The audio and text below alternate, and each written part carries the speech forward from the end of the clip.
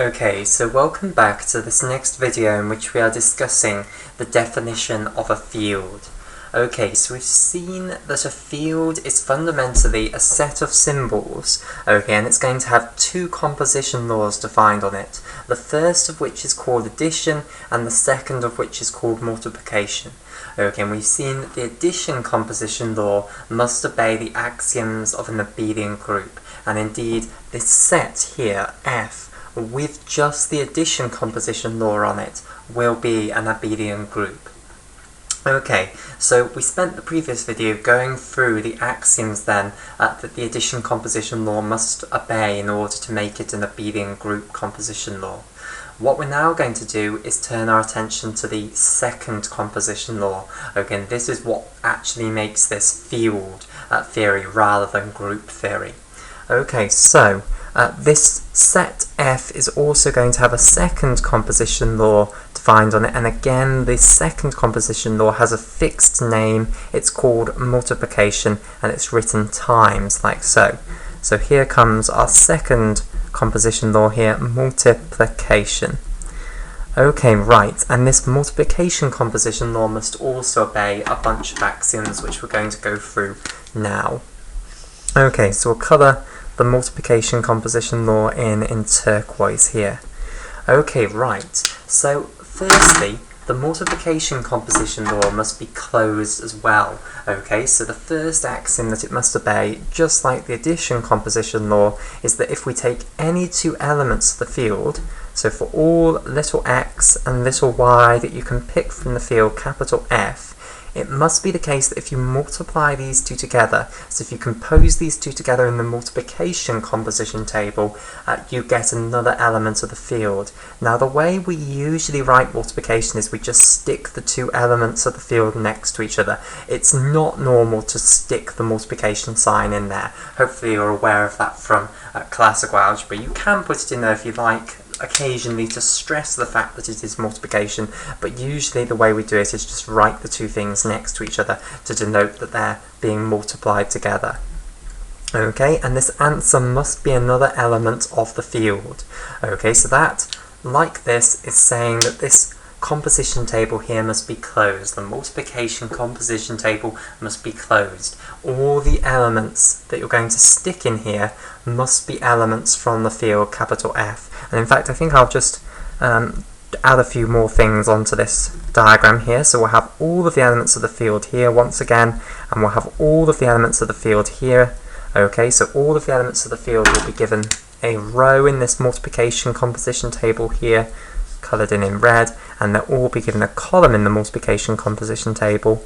Okay, and then in the multiplication composition table then you'll have an entry corresponding to the multiplication of any two elements of the field, basically any combination of an element little x and an element little y. It will have an entry in this multiplication composition table which is the answer as to what x composed with y under multiplication actually is.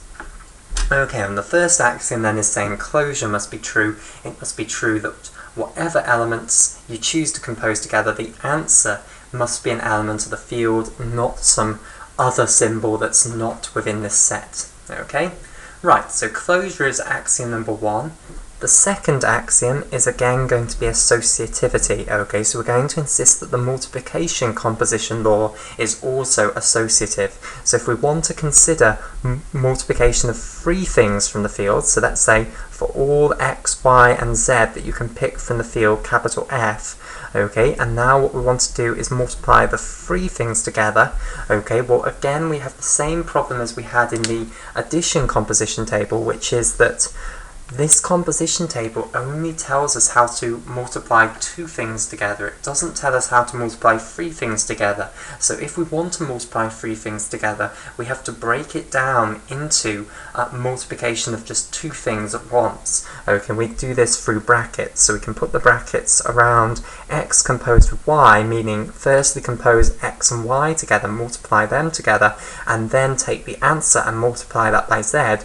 Or we can put the brackets around y multiplied by z, okay, and this will mean firstly multiply y and z together, and then take x and multiply it by the answer here, and associativity says that these two different ways of doing it have to be the same, basically, whatever little x, little y, and little z that you are using from our field. Okay, right, so there is one and only one answer to what three things in the field multiplied together is actually equal to. Okay, right, so again, multiplication is going to obey the associative property, it's going to obey associativity. Okay, axiom number 3, again, very analogous to axiom number 3 in the addition composition law. Okay, we're going to have an identity element for multiplication as well, and again, there is a fixed name for the multiplication identity element, and that is to call it 1. Okay, so in any field we call the multiplicative identity 1.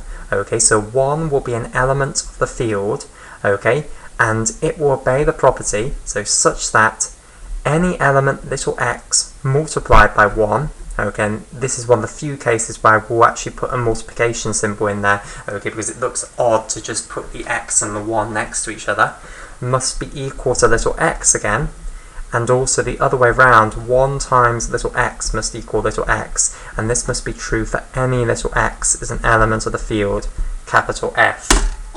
Okay, so we'll underline this property in orange here.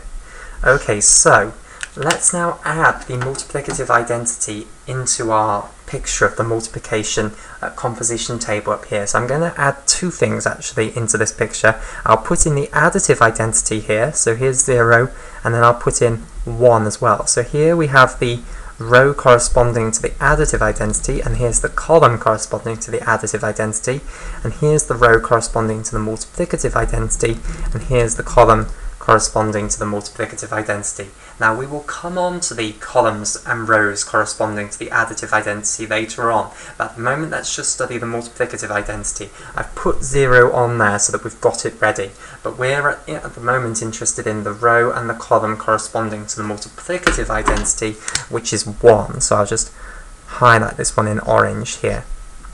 Okay, right, so what this property here tells us about, 1 times x is equal to x for all x is an element of the field, so 1 will multiply by any element of the field to give back that same element of the field. So we take 1 here, and then we take any element of the field, and basically all of the answers in this row corresponding to 1 here must just be you'll have all the elements of the field in this row, and this row will just look exactly like this portion up here, the titles for the columns. You'll have all of the elements of the field along here, and they'll all be in the same order as they appear up here in the titles of the columns. Okay, so you'll get all of the elements of the field appearing there. Okay, then this part here, x times 1 is equal to x, that refers to the column corresponding to 1. Okay, so we'll now take any element of the field here, so we'll take the row corresponding to any element of the field, little x, we'll multiply it by 1, okay, and we'll get little x back again, so that refers to then the column corresponding to 1 here. And basically what this tells us is that if we look at this column corresponding to 1, we'll have all of the elements of the field appearing there, and they'll all appear in the exact same order as they appear over here. So in the titles for the rows, you'll have basically the exact same list of elements of the field appearing here.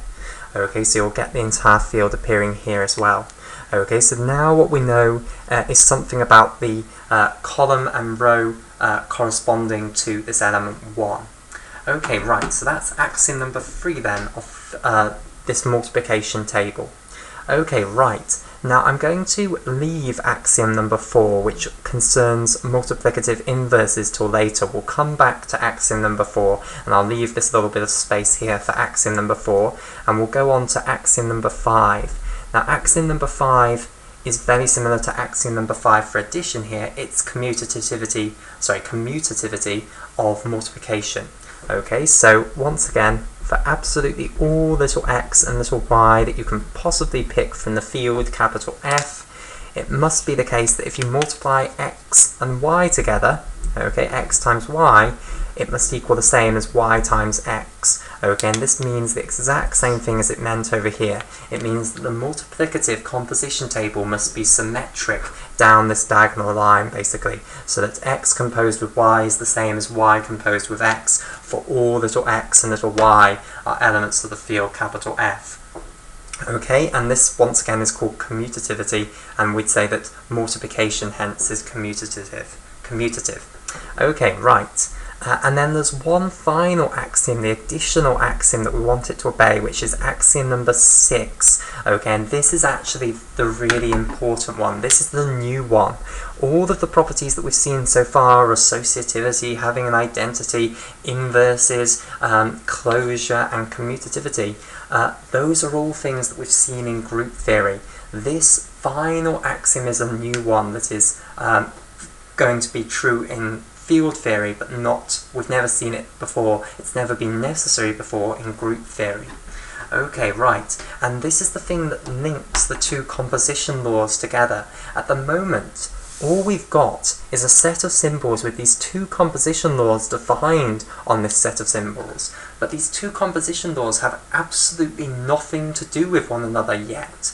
Okay, they have their own little axioms that they must obey, and that's all very interesting, but at the moment you might as well just study this set of symbols with this composition law on and this set of symbols with this composition law on. There's no interaction between the two that makes the two interplay in a nice way or in an interesting way, and that's where this is going to change now with axiom number 6. Okay, so axiom number 6 is something called distributivity, so I'll give its big name firstly. Okay, so it's called distributivity, or the distributive law. Okay, right, so what does distributivity say then? So distributivity says that whatever elements of the field you pick, so once again, for all little x, y, and z that you can possibly pick from the field, if you take y and you add it to z, okay, so you firstly add y to z, and then you multiply this by x, this is going to be the same as if you firstly multiply x by y, okay, and then add it to x multiplied by z. Okay, so really what this is saying is that it doesn't matter what order you do addition and multiplication. You can either add first and then multiply, or you can multiply first and then add. Okay, we say that multiplication distributes over addition, basically. Okay. Right, so that property is the new one, and that links addition with multiplication and makes addition play very nicely with multiplication. And this is really the new interesting law that we're going to have to understand. Okay, right, now we skipped out axiom number 4 back here about multiplicative inverses, and we're not going to go back to it yet. Before we go on to axiom number 4, what I would like to do is actually see the first result that we can get from distributivity, and this first result concerns multiplication by the additive identity 0. Okay, we're going to use distributivity to gain some insight into what it means to multiply an element of the field by the additive identity 0.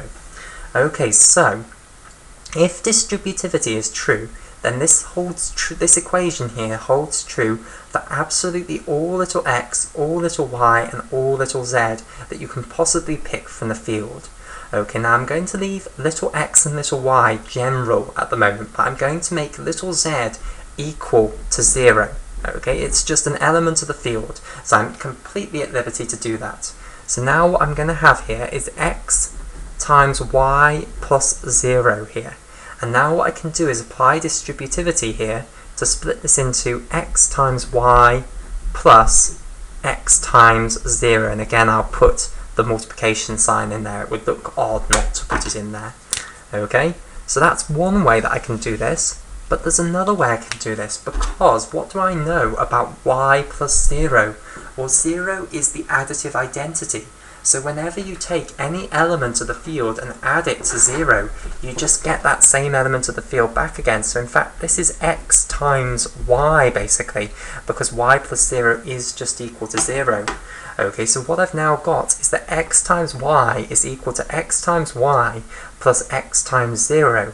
Now what I can do is compose on either side or add on either side the additive inverse of x composed with y. Okay, x multiplied by y. I'm going to have to stop saying compose and replace with add and multiply. Okay, so we're going to add on the additive inverse of x times y onto this side, like so, and we'll do it on this side as well. Okay, so we'll have it added on this side as well. So of course, because of commutativity, it doesn't matter where this actually is, so I'll just put it here. Okay, minus xy, and then we'll have plus x times 0. Okay, and therefore we can cancel the xy, so xy plus negative xy will give us the additive identity 0 here, and then on this side we'll also get 0. 0 plus x times 0 is just x times 0, so that then reduces this to x times 0 equaling 0. Okay, and that was true no matter what little x you pick. Remember, I didn't set what little x was equal to. It was some arbitrary element of the field, and all of my arguments here apply equally well for any element of the field. Okay, so this is going to be true no matter what element of the field we're actually working with. Okay, so now we know that any element of the field times 0 is equal to 0. So that allows us to update our picture up here. The column corresponding to 0, this means take any element of the field and multiply it by 0. We now know that this column will just be completely full of zeros. Okay, it will just be a column of zeros. Any element of the field multiplied by 0 is just going to equal 0. And now, because of commutativity of multiplication, we can also say what the row corresponding to 0 is going to be. It's going to just be full of zeros as well. Okay, so the rows and columns in the multiplication table corresponding to the additive identity of the field, which is 0, are just going to be absolutely full of zeros. Okay, right, so that's something that's instantly true the instant you insist on distributivity. So the instant you want distributivity to hold in your number system, you have got to have the fact that the additive identity will multiply by any other element of the field to give 0. Okay, so when you multiply 0 by any other element of the field, you get 0 back again. Okay, and that instantly follows from distributivity. Okay, so now what we're going to do, now that we've got that fact, okay, is we're going to go back to axiom number 4 that the multiplication table must obey, which concerns multiplicative inverses.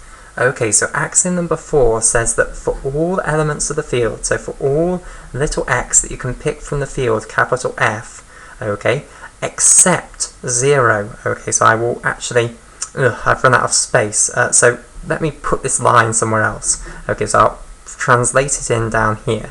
So for all little x is an element of the field, and then I'm subtracting off the set containing the additive identity here. Okay, so this means any element of the field, but not 0, basically. Any element of the set, which is the field, take away the element 0. So you've no longer got the element 0 to choose from, basically.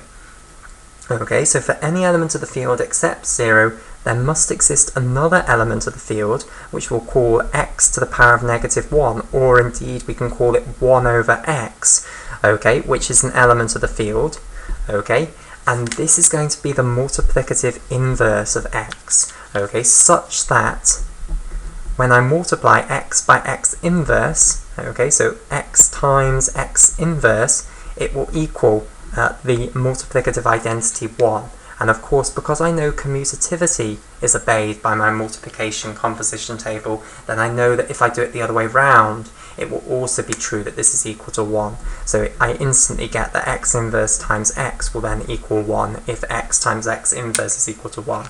But I'll still put that there as well. So these two statements must be true. Okay, right. So that is the axiom number 4 then of field theory, that all the other elements of the field but the additive identity must have a multiplicative inverse, an element which they can compose with to give the additive identity 1. Okay, now for the same reason as we applied here to prove that additive inverses must be unique, multiplicative inverses must be unique. If multiplicative inverses were not unique, you could similarly disprove associativity for multiplication as we disproved associativity for addition. Okay, so if you're insisting on associativity being true, you can only have one multiplicative inverse, basically, just as you can only have one additive inverse. Okay, so why can you not have a multiplicative inverse for 0? Why can you not divide by 0? Well, the answer as to why you cannot define a multiplicative inverse for 0 is because of what we've already proven. Okay, we have already proven that any element of the field must multiply by 0 to give 0. If there was a multiplicative inverse for 0, let's call it 0 inverse here, then this would have to multiply by 0 to give 1. But that's a contradiction because everything must multiply by 0 to give 0. Okay, so you can go ahead, you can create a number system in which there is a multiplicative inverse for 0, in which you can divide by 0, but your number system will not obey distributivity, okay? Because the instant distributivity is true, it also has to be true that any element of the field multiplies by 0 to give 0, okay? And distributivity is more important to us than having a multiplicative inverse for the additive identity 0, which is why you can't define the additive identity's multiplicative inverse. Okay, that's why you can't divide by 0, why you can't define it, because if you did, your new number system would not obey distributivity, and distributivity is what makes field theory so incredible. Okay, right.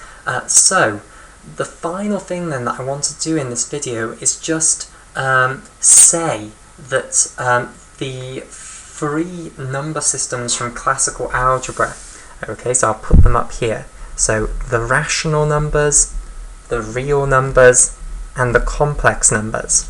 Okay, these all have two composition laws defined on them. They all have addition and multiplication defined on them. Okay, and these three number systems, they are actually all fields. Now, I am not going to go through the rigorous construction of these. Okay, there is a rigorous construction of the rational numbers from the integers, okay, and you can prove that when you rigorously construct the rational numbers in this way, and then define addition and multiplication in the way that you do, that then it obeys all of these axioms. Okay, similarly, there's a rigorous construction of the real numbers and a rigorous construction of the complex numbers, but they take an incredibly long time to actually go through these rigorous constructions. Okay, so what I'm just going to do is use your understanding of these number systems from classical algebra, and then just point out that actually all of these properties that we've just made as axioms of field theory are actually obeyed by the composition laws that we have on these three classical number systems. Okay, so all of these three number systems then, they are all sets of symbols, very complicated sets of symbols in some cases. The real numbers is an incredibly complicated set of symbols, okay, but they are all just sets of symbols, all infinite sets of symbols, okay, and they have two composition laws defined on them, which indeed are called addition and multiplication. Okay, so they all form abelian groups just under addition. Okay, so whenever you add any two elements from any one of these together, you always end up with an element back in that one. Okay, indeed, addition does obey associativity. We've used that law for years and years and years in classical algebra in school. Okay, they all have an additive identity which is called 0, and which will add to any other element of the set to give that other element of the set back again. Okay, they do all have additive inverses, so for any number in any one of these number systems, you do have the negative of that number. Okay, and addition does indeed obey commutativity in all three of them. Okay, then for multiplication, again, multiplication is closed in all three of them. Again, multiplication obeys associativity. You do have a multiplicative identity, which is always called 1. You do have multiplicative inverses for all numbers except 0, the additive identity.